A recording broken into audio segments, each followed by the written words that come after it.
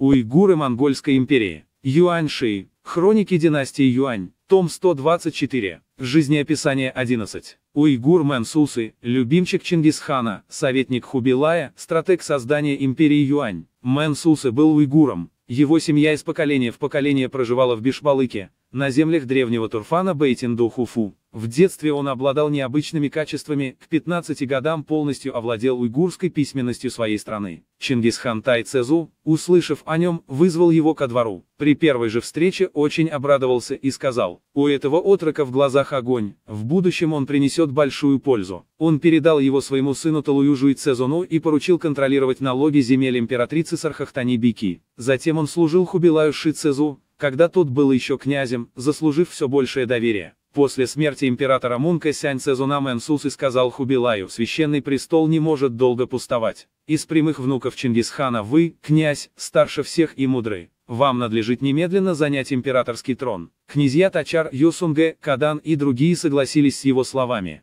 После вступления на престол Хубилай стал относиться к Мэнсусу еще более благосклонно.